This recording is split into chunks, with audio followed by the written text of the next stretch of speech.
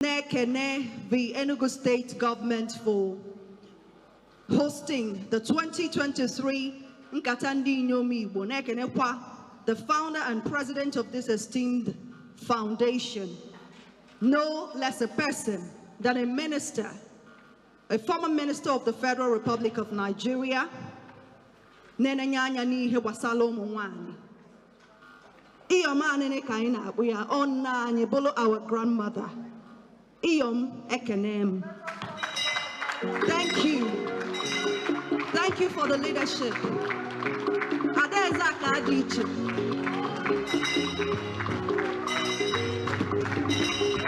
Iyom enememwa. Thank you for the leadership, for the love.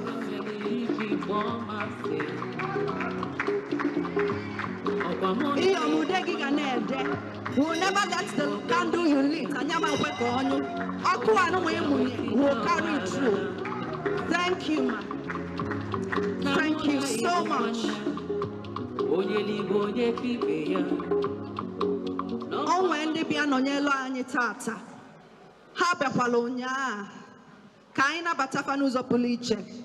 From Mobilizers International, Dr. Favor Ogwanyi, MNI. Mama, thank you for your presence. Nakwazi Dame Oyibago, MNI.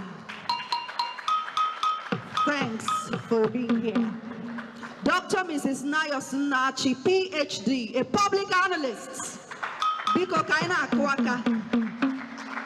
Dr. Mrs. Nkeu Okalago, Princess, President General, CWO, Home and Abroad in Ukebe, and her team, Kedepefano, non the CWO. Thank you so much, non. Engineer Dr. Mrs. Joy Ene, an engineer and lecturer at the University of Nigeria, Nsukka. I believe a great lioness herself, Faculty of Engineering. Chief Mrs. Tina Nwodo, a health expert, Biko Kenenuha, Nakwaka, let's welcome them specially. Engineer Mrs. Nkiru Ngwo, Engineer Kabino, we welcome you specially. Thanks for coming. Oga Bunufutoge, Makanaini Humaka, the preservation of our customs, tradition, Njirimara Ndị Igbo. Onwe nnukwu nwaanyị nọ n'ebe ọ bịakwala ụnyaahụ mana ọ sị na tata bụ mgbe o egosizi anyị ihe o ji wee bụrụ Nne Mmonwu. Biko ka anyị kpọrịta ndị Igbo niile, ndị Igbo niile. Onye na-ekwu mere ihe ọ na-eme ọ bụ mmụọ onye kaba nwanna anyị ga-ebu nwere onwe ya Godfather ndị Igbo, Chairman, Chief Executive, more associates, Chairman, 10 overseas companies, Director, Assurance Bank PLC, Onyama Ayekelegi, Chief Ifeanyi Nwankwo, Ugochi Mereze Naro Ndizop, Chairman AA8.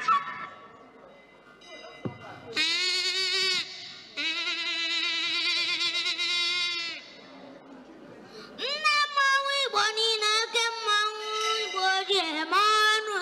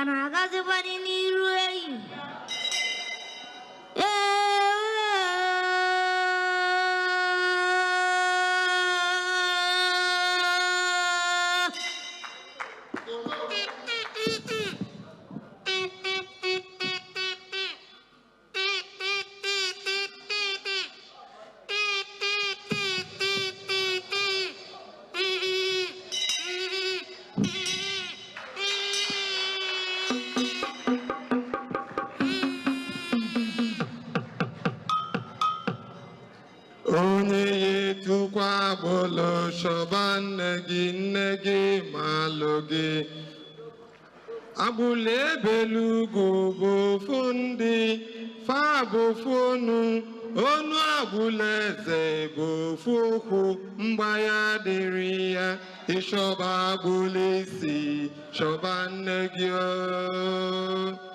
Ishoba bulisi shoban negi malogi Obale belugu sinabani onya bulani onya buleze nobiani mbaya diriya Ishoba bulisi shoban negio Ishoba bulisi shoban negi malogi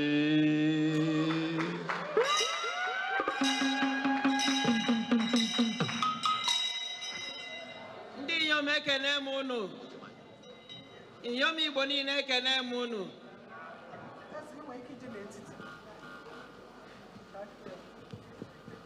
Ndị nne Igbo niile ekene m unu. Iyom Chukwu gọzie. Chukwu gọzie. Gọzie ife na-emele ya ife.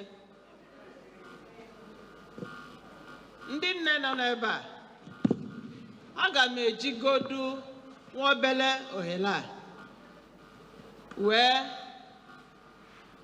gwa nnukwu nwanne m nwaanyị bụ Oliakụ Selina Adịbụa.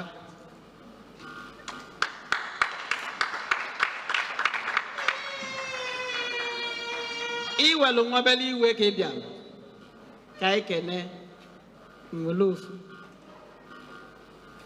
mana ka nkọwa ọ Nne Mmonwu ka mbụ n'omenala Igbo. Aga m ekene n'anyị ife ichizuru ma ọ bụrụ na iji ọdụ ịyọ nwaanyị. Aga m anaghị ịtọ n'ichizuru echizu ịbịa ji ọdụ. Aga m anaghị ịtọ maka na odogwu ka ị bụ. Echili ya echi n'omenala Igbo. Nne m ijiri ọdụ ọ fọdụ nwebele anaghị ịtọ. Igbo mma mmanụ, Igbo mma mmanụ. Daalụnụ, ọ dị mma. Abụ m Nne Mmonwu Igbo, bụrụ nne Igbo niile. Ebe ma ebe ọbụla onye Igbo nọ na mba ụwa niile. Echiri m echi. O nwere ife mma mmelụ iche Chineke ji wee sị n'ọmụmụ ka ọ ga-abụ. Chineke na ndị nke etoli ọbụla alụ anọrọ m ome kama ọ na-abụ onye jụọ m nsị ya na m amarọkwa na-etu a ka m si fụ ya. Nke mbụ, ebe arọ gara aga echie m nne Igbo niile nke na-echukwu ewele okpu mme tinye n'isi m, wele ugo na-abọ tinye n'isi m. Ọ dịba ọnwa gara aga ụmụnna m kpọọ m ndị Ọnịcha si na mmanụ aza nne Igbo niile na-aga mama bụrụ Nne Mmonwu mụ bịa ka echie m Nne Mmonwu n'Ọnịcha. Wee chie m Nne Mmonwu n'Ọnịcha. Ọ dị egwu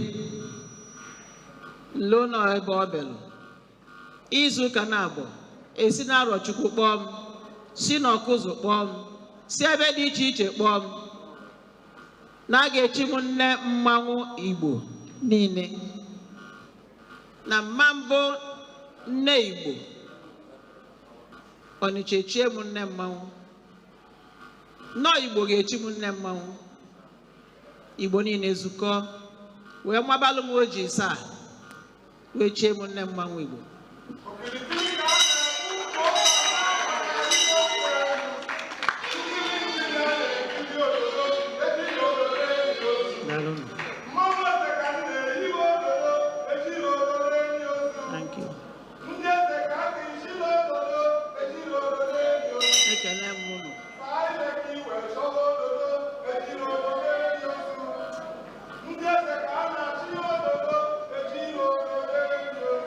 Ezudo Mmonwu Igbo mbọsị Mmonwu Igbo melụ interview nke ndị oyibo na-akpọ interview ọtụtụ ife ka agụstasị alụm anọrọ m ebe a ka m kwuo okwu mmanwụ anọrọ m ebe a ka m kwuo okwu mmanwụ onye mụ na ya yi bụ eze mmụọ nwere ebe m ga-eje m usoro m je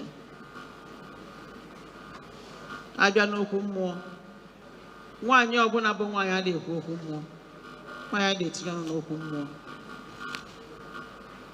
nwaanyị adawa ọjị n'ala Igbo mana nwaanyị echizula echizu Recording in progress.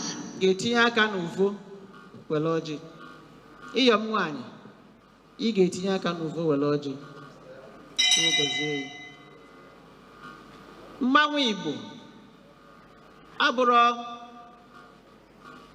ọ bụrụ ife ndị oyibo ọ omenala ọdịnala ọ bụrụ adakụ ya ka ọ bụrụ nwaanyị ikpeazụ bụ Nne Mmonwu Igbo bụ 166 years ago the last woman that was initiated in that cult 166 years ago onye nwaanyị dịka etu anyị si wee na-agwa anyị n'ụtụtụ a dịka etu prọfesọ Ọdịkalụ prọfesọ Obi Ezekwesili na ọtụtụ ndị prọfesọ Joy Ezilo kọwalụ na kịta bụ oge this is the right time ụmụ nwaanyị ga-ekunie wee zaa afa wee dozie ya n'Igbo by extension Nigeria maka o nwere ebe ọnụkwu ndụ dị Igbo na nọrọ obodo ọbụla bụ obodo na ụwa niile nwa the second largest population obodo a bụ ndị Igbo o nwere ebe ọbụla ijelụ na ụwa niile nwa ịma afụ bụnagodo ofu mkpụrụ onye Igbo eji wee kwesị n'obodo ọbụla ị bịalụ ma ịfụrụ onye Igbo na n'obodo anwa n'obodo adịrọ mma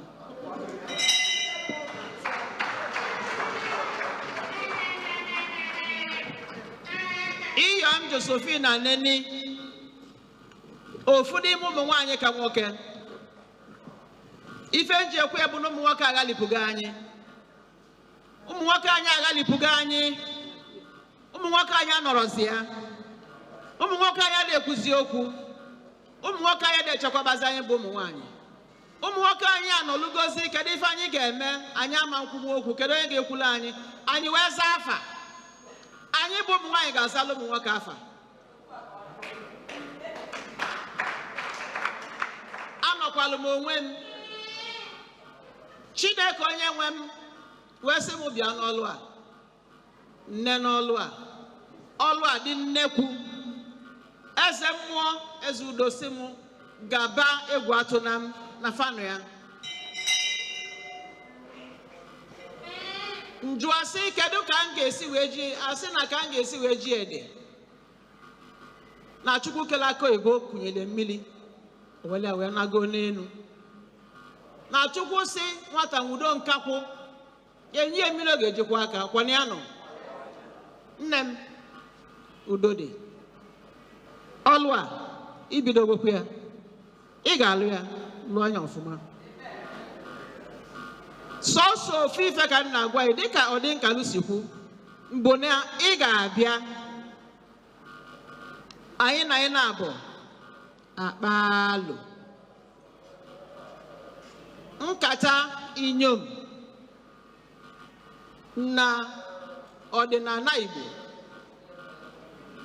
ọdịnala mmanwụ Igbo akpalụ anyị ebunye ụkpaka anyị wee je zọpụta n'Igbo. Kịta bụ oge mmagha Igbo. The good time has come. Anyị ebega akwa yọọ Chineke ọzọ anyị ekpele. Ụmụaka anyị na-efu efu. Ụzọ ọlụ ịtọ ka ekenyelụ m, nke mbụ security, nke ịbụọ welfare, nke ịtọ children and women. Anyị dozie ya n'Igbo. Ụmụ anyị na-ejezi akwụkwọ. Ụmụ anyị na-emezi nke ha na-akpọ oke ite ka oke gịnị faji eje ebute ego. Ụmụ anyị nwerozi ife ọbụla fama na-ekwu ịkpa ụmụaka anyị aka n'ọnụ fasi na kịta abụrụzi oge akwụkwọ. Ụmụ anyị wee na-elu n'ọnụ n'ọkụ. Ndị nne na-ebe. Ndị Igbo adịghị egbu mmadụ mana ụmụ anyị na-egbuzi mmadụ kịta. Mmee ọbala adịrọzi ụmụ anyị ka ife. Ọbala adịrọ ụmụ anyị ka ife. Ụmụ anyị na-egbu ọchụ. Ụmụ anyị na-eli anụ mmadụ. Ụmụ anyị na-eme ife dị iche iche. Anyị wee sị mba. Ọkwa mmadụ nwe ọgọdọ ewu na-ata.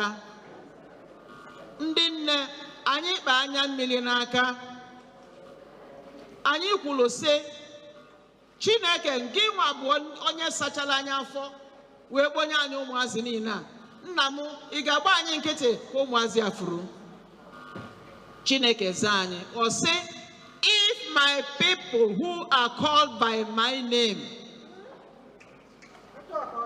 will purge themselves of all the evil and calamities fada banyelu n'ime n'aka adọrọ mkpụmkpụ nke ntị ya jiri echi that I will heal your land.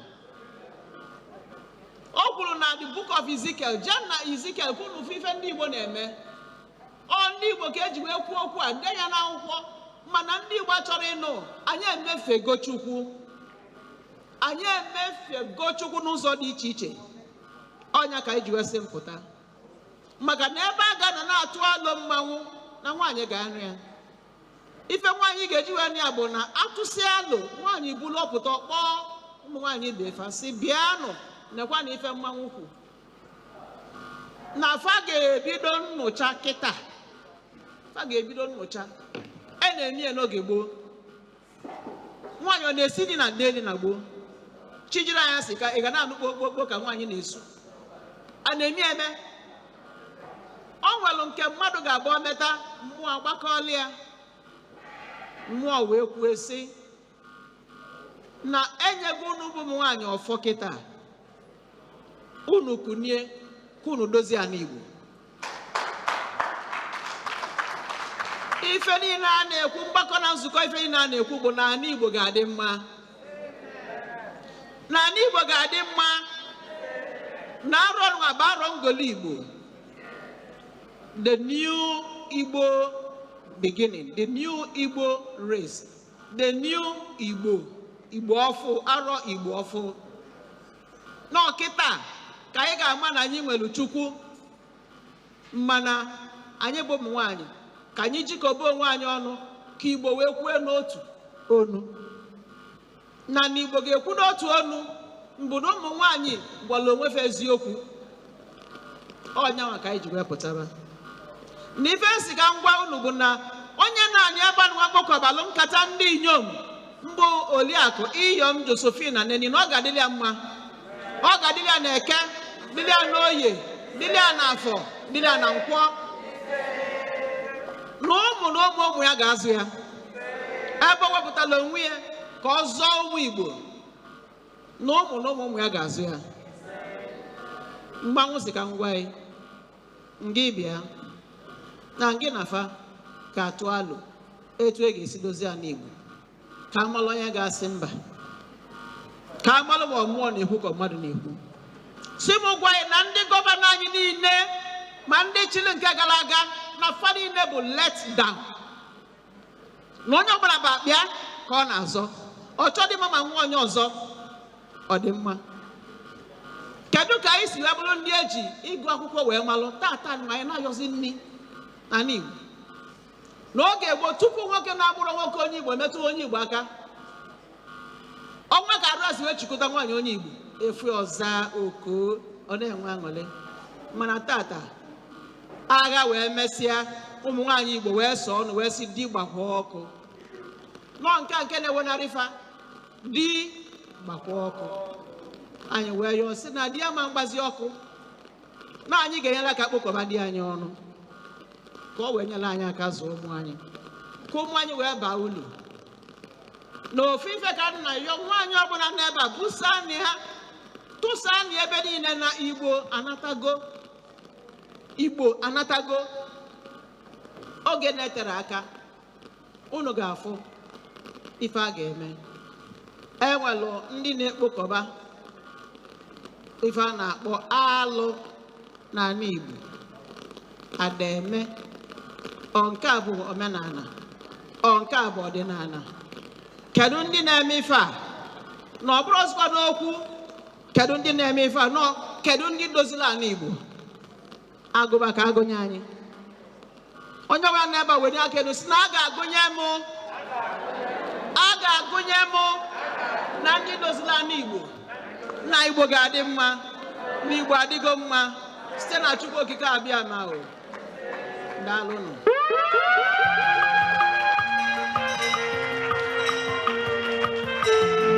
Ka anyị tụọ onye Nne Mmonwu.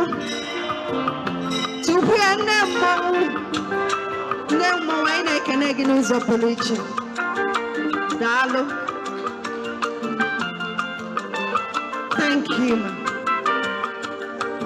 Ochimu gozielu n'ụlọ nne, Olisachukwu gozielu n'ụlọ nne mụrụ nne, Okike kere ụwa gozielu n'ụlọ nne, ndị anyị n'olu gozielu ewuche uwe, Jemume ewu uwe uche uwe, obodo egwurugo na mụ na Chimsi Jemme, obodo egwu mụ na-adịkwa m mma ewuche uwe pụkwa m.